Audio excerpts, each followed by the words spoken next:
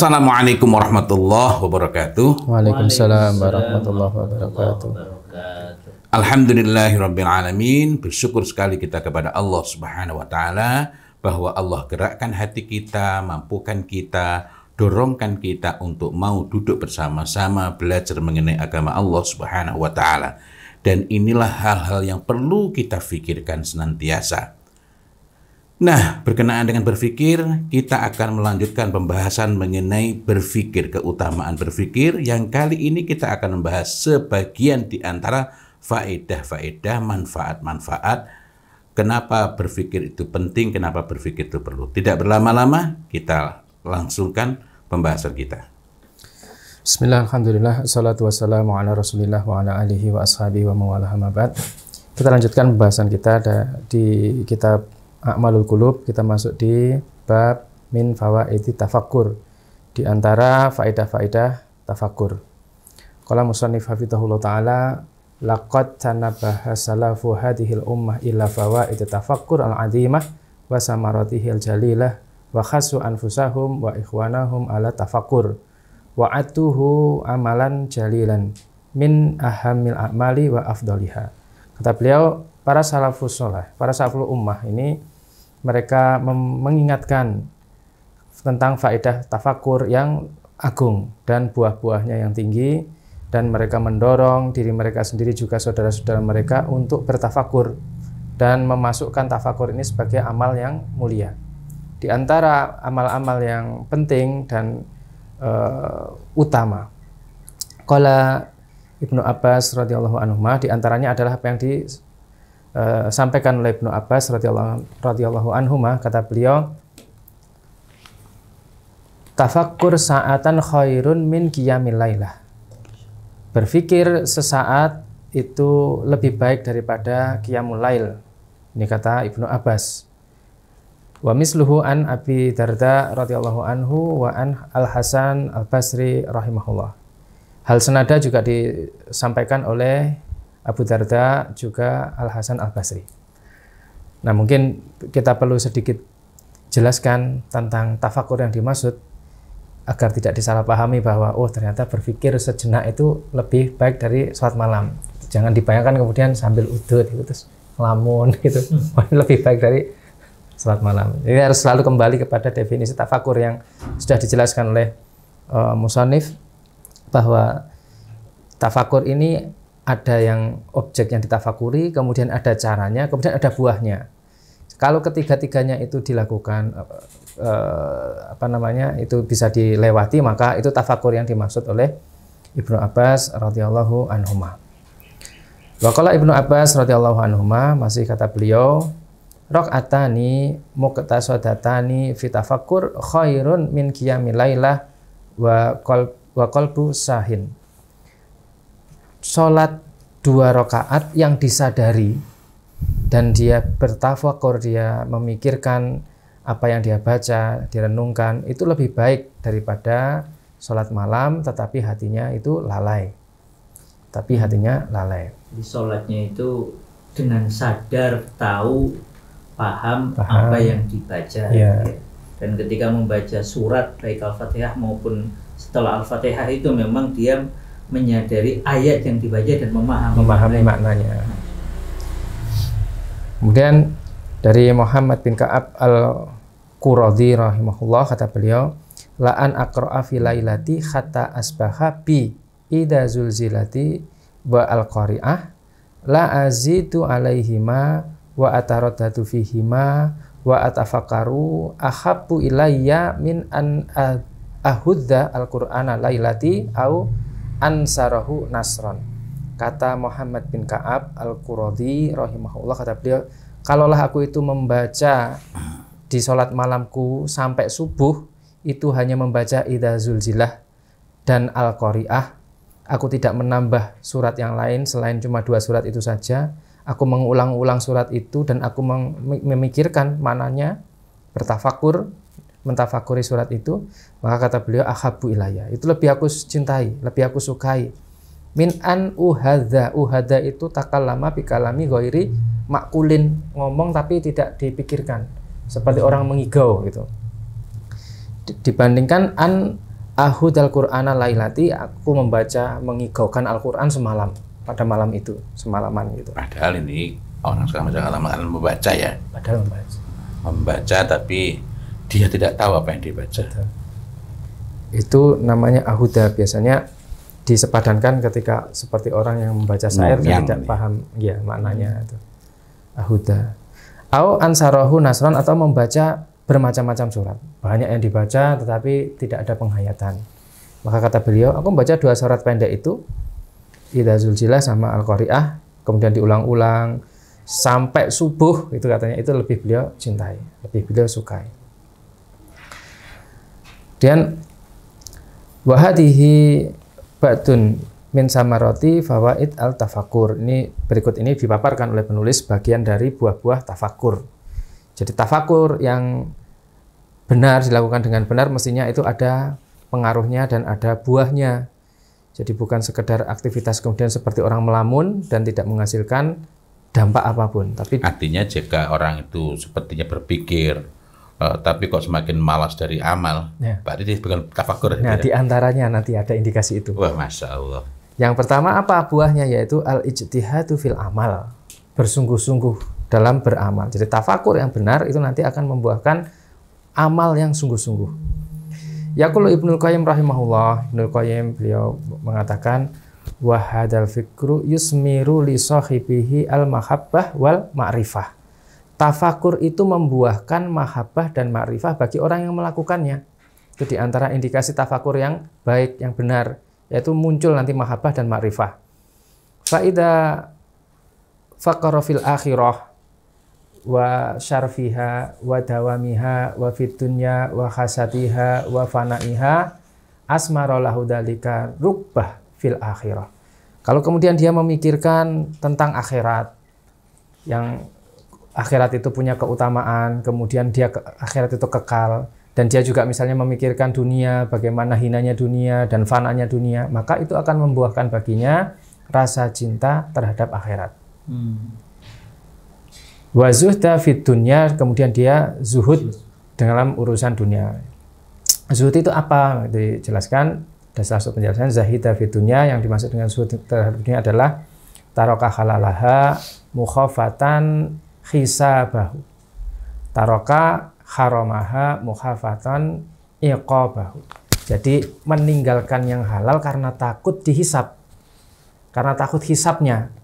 Jadi cenderung meninggalkan yang halal-halal karena takut, jadi membatasi diri. Mubah-mubah aja itu dibatasi dia, karena takut ini pasti ada hisabnya. Kemudian dia meninggalkan yang haram-haram karena takut hukumannya. Allah. Itu zuhud. Ya.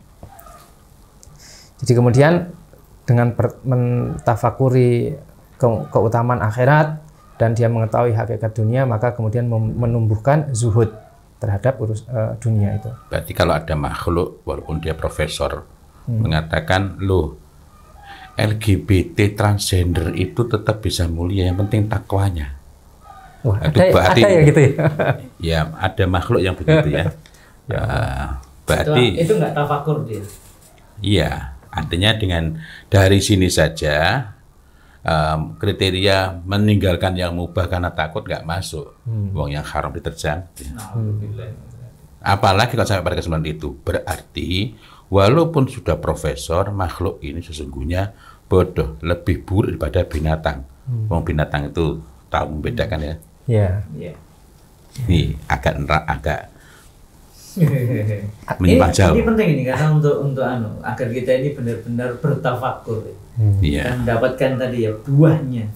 Saya menyebut makhluk bukan menghinakan loh, karena kita semua makhluk. Iya, betul. Cuma agak gemes itu ya, bukan menghinakan, cuma agak gemes. Insyaallah.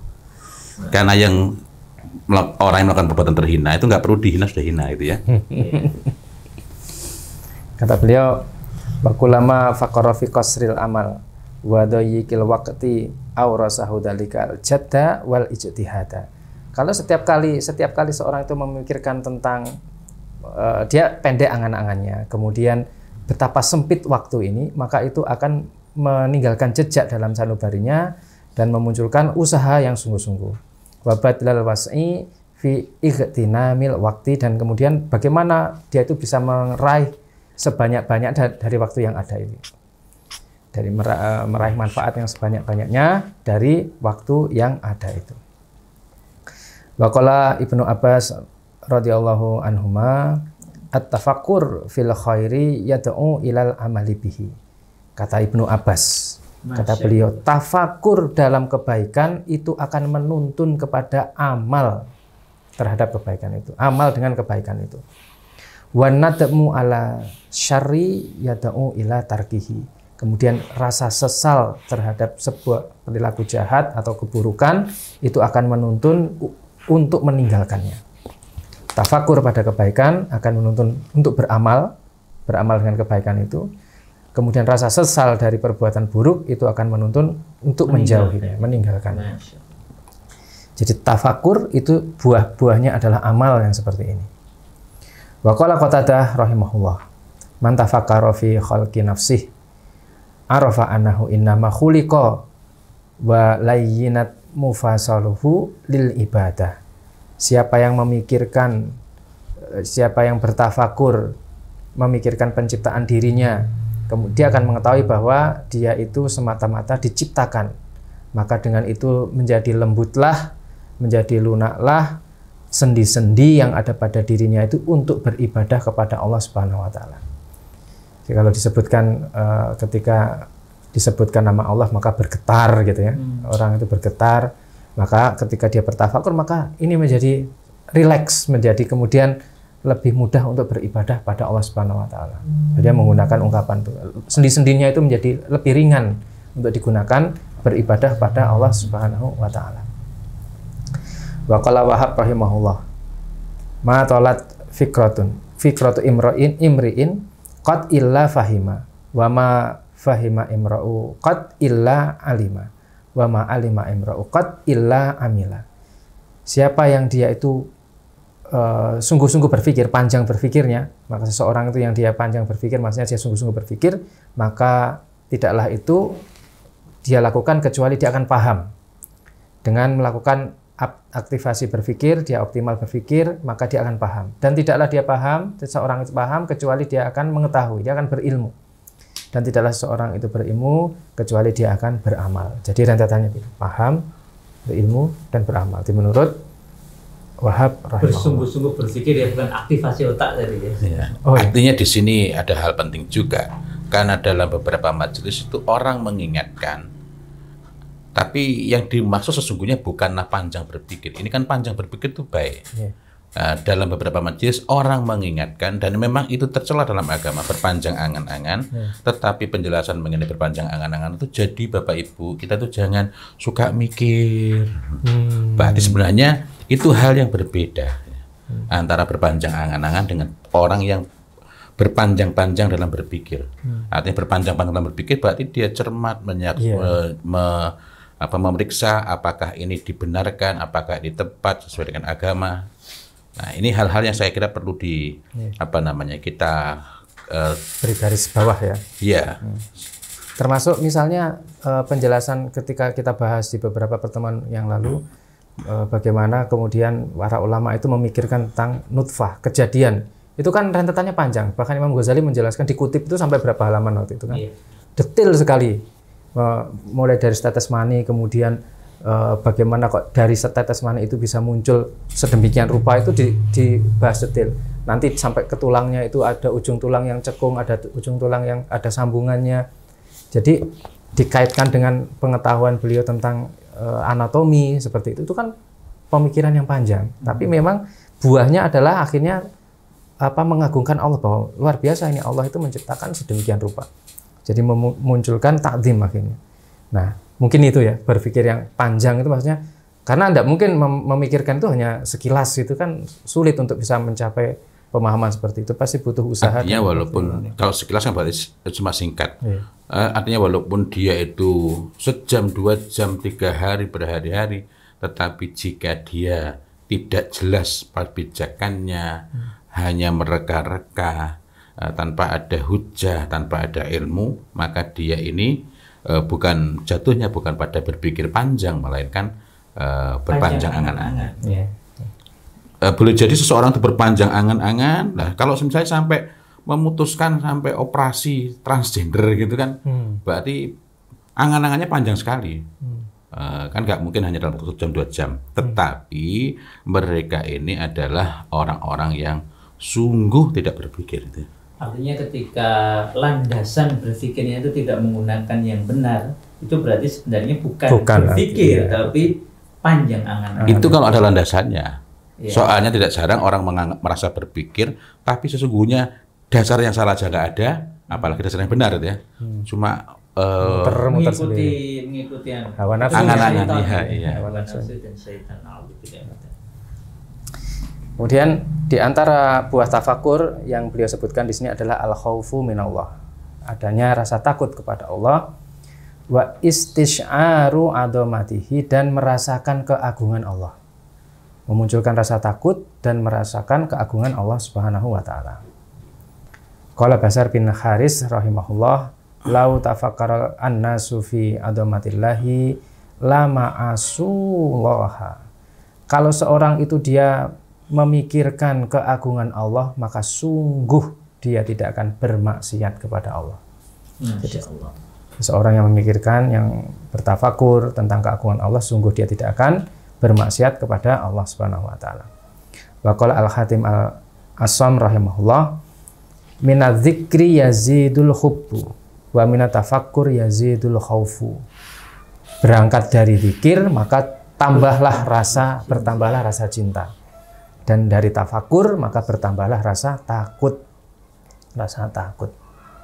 Wakilah dikatakan al-fikratu tudhibul ghaflah wa tukhtisu lil qalbi al khasyah.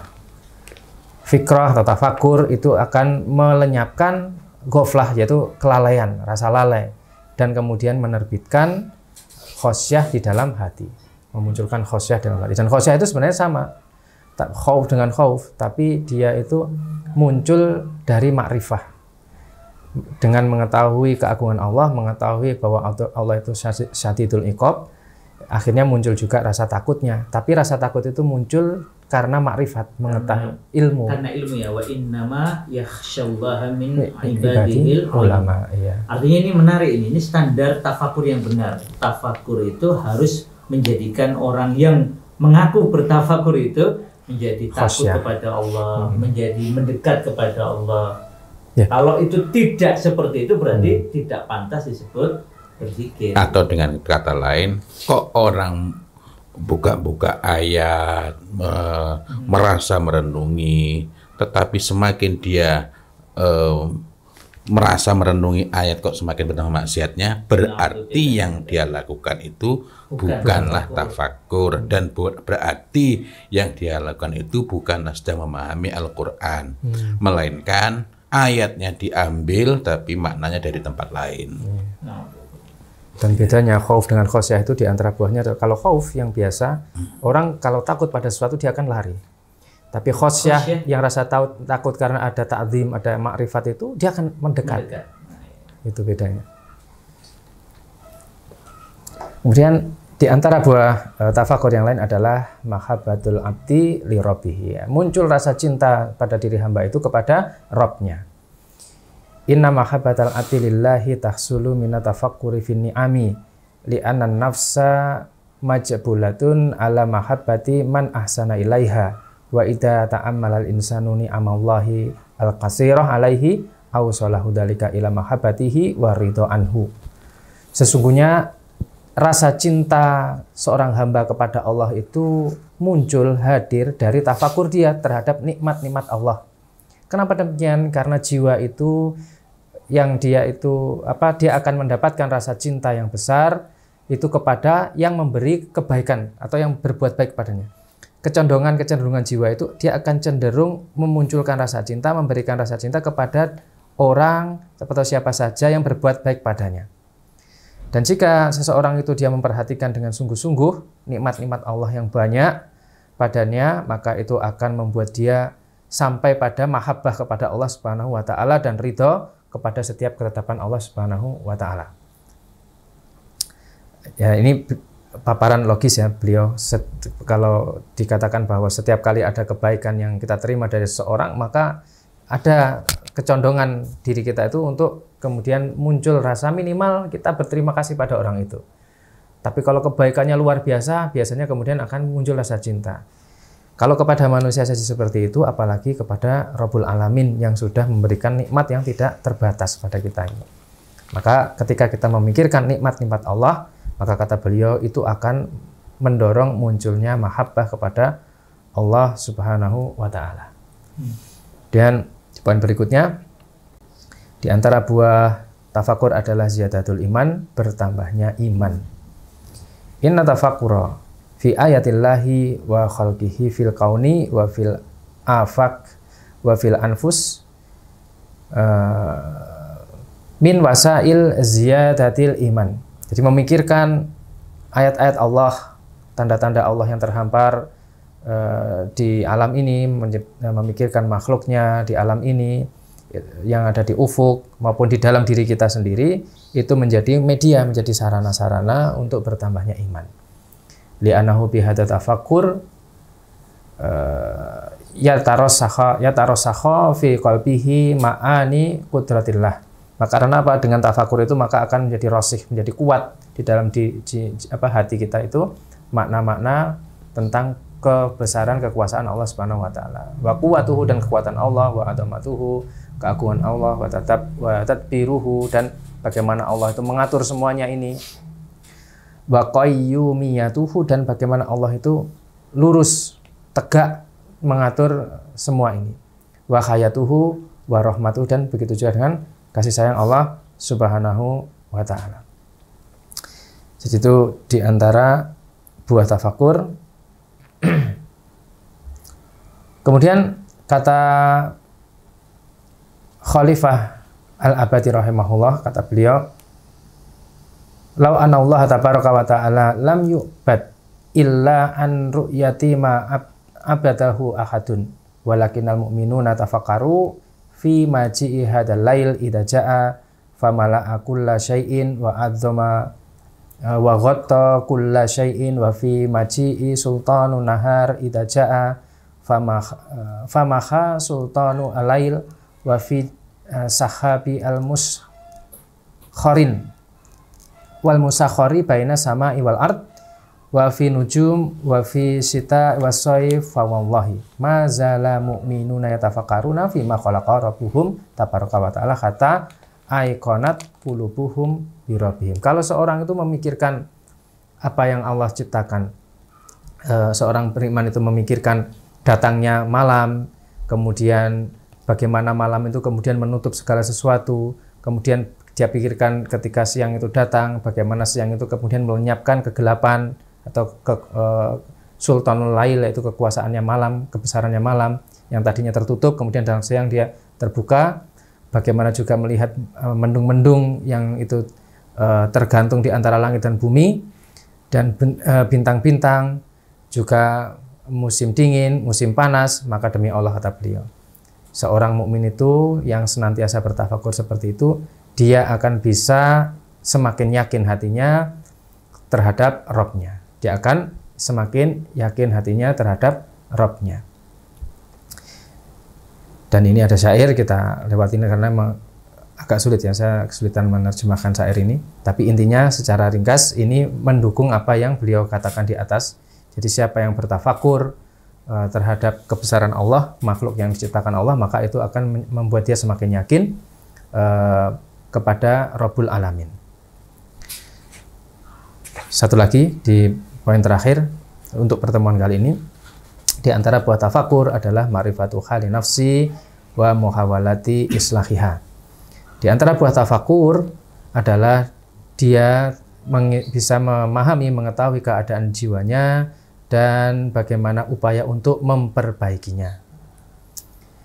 Innal insana mata tafakkara fi nafsihi arafa uyubaha wa mahasanaha. Setiap kali seorang itu dia bertafakur, mentafakuri dirinya, maka dia akan mengetahui kekurangan-kekurangannya, aib-aib dia dan kebaikan-kebaikannya dia. Qala Abu Dhail rahimahullah, atafakkur mir'atun. Kata Fudail, tafakur itu seperti cermin. Taroika hasanataka wa sayyi'ataka. Engkau akan melihat kebaikan-kebaikanmu dan keburukan-keburukanmu. Wa mata ma'alimal insanu khala nafsahu fa inna sayas'a ila islahi uyubahu. Ila islahi uyubihi wa tatwiri muhasanihi. Maka setiap kali seorang itu dia mengetahui bagaimana keadaan jiwanya, dia akan berusaha untuk memperbaiki aib-aibnya. Kemudian dia akan meningkatkan kebaikan-kebaikannya. Wa kana Sufyan bin Uyainah rahimahullahu yaqulu al-fikrah nurun tadakhalahu qalbuka. Berpikir itu adalah cahaya yang akan masuk menerangi hatimu. Wa kana daiman yatamasalu ida al-imra'u kanat lahu fikratun fa fi kulli syai'in lahu ibratun. Kata beliau, jika seseorang itu dia berpikir, maka dia memikirkan segala sesuatu, maka dia akan bisa mengambil pelajaran dari segala sesuatu itu. Wa qala tafakkur miftahur rahmah. Tafakur itu adalah kunci pembuka kasih sayang.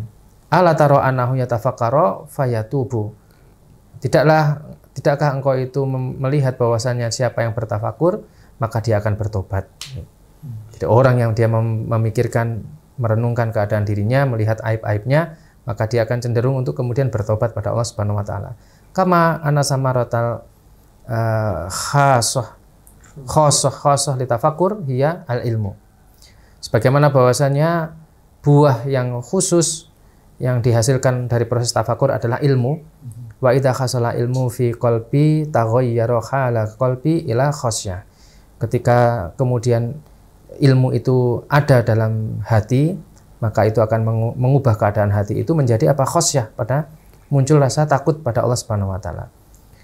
Wal ihsasu bi taqsiri fi haqillahi, dan dia merasa kurang untuk memberikan hak Allah. Jadi begitu dia muncul khasyah, dia merasa bahwa selama ini ternyata masih kurang memberikan hak Allah, padahal Allah sudah memberikan nikmat yang begitu luar biasa kepada dirinya. Dia merasa kurang fi haqillahi wa rukbati fi jaddi wal ijtihad, maka kemudian mendorong dia untuk bersungguh-sungguh berijtihad dalam beramal dan memenuhi hak Allah. Wa idza taghayyara halul qalbi taghayyarat a'malul jawari, maka begitu keadaan hati itu berubah, maka berubah pula bagaimana amal-amal anggota badan. Fa yasluhul insanu wa ya'lu sya'nuhu wa yatahasanu haluhu.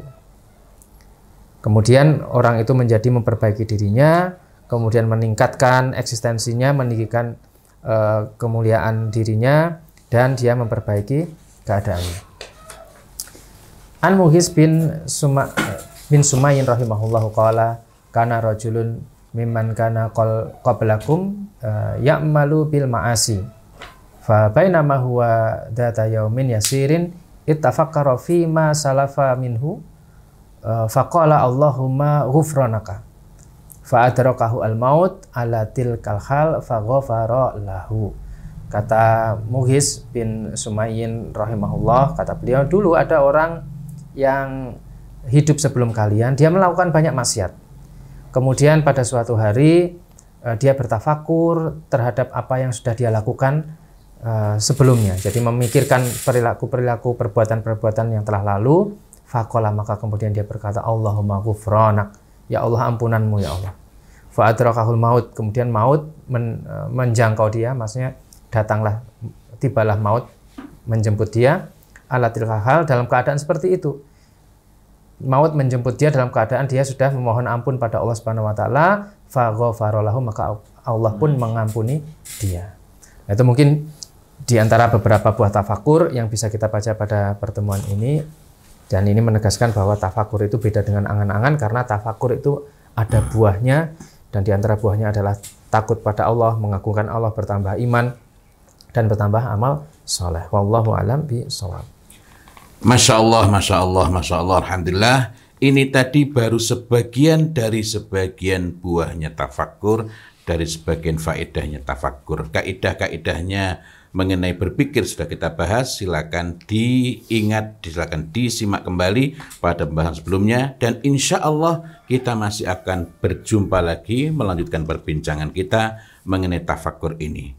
Mudah-mudahan Allah Ta'ala ridhai majelis kita ini dan jadikan kita termasuk orang-orang yang panjang berpikirnya, bukan panjang angan-angannya. Wallahu a'lam bishawab. Ihdinas shiratal mustaqim. Billahi taufiq wal hidayah wa ridha wal inayah. Walhamdulillahi rabbil alamin. Wassalamualaikum warahmatullahi wabarakatuh. Waalaikumsalam warahmatullahi wabarakatuh.